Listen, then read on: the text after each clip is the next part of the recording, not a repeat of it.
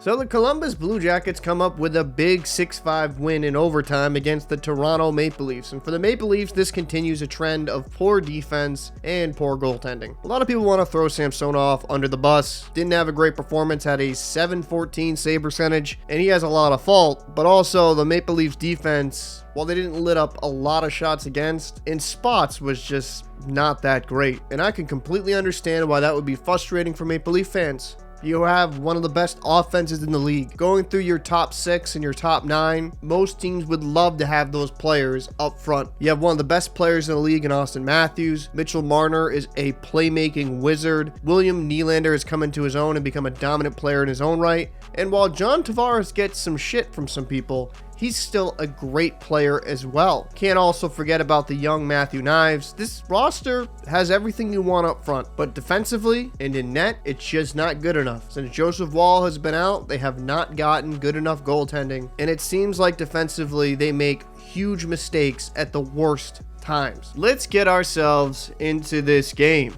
The Maple Leafs would start out strong. Riley, some geometry off a defender's skate right to Marner, easy tap in, 1-0. And Elvis would have a couple nice saves here early in the game to keep this a close one, and the Blue Jackets would reward him. Sillinger in the slot rips that home. This was caused from Liljegren blowing a tire. Sillinger finds some space here in the high slot. We got ourselves a tied game. But Marner with some great work at the blue line.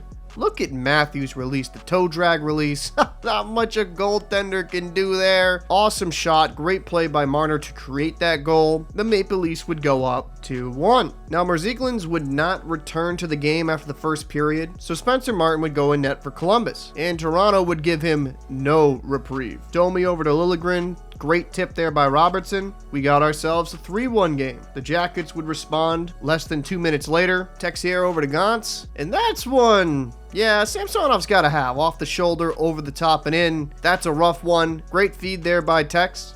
We got ourselves a 3-2 game. And then you got William Nylander on the power play. Oof, that's unforgivable. We go up 4-2. The Blue Jackets on their own power play. On the game call, they wanted to blame Samsonov on this, but that was just a great tip by Von Rodkoff. 4-3 now. Benstrom with a great forecheck. 3 Maple Leaf players below the goal line, leaving Johnson wide open in front. That's an easy one. Now we got ourselves a 4-4 game, and that is one of the things I'm talking about, their poor defense. Just these moments. Terrible breakdowns. But the Maple Leafs here on the power play. Nylander from the point.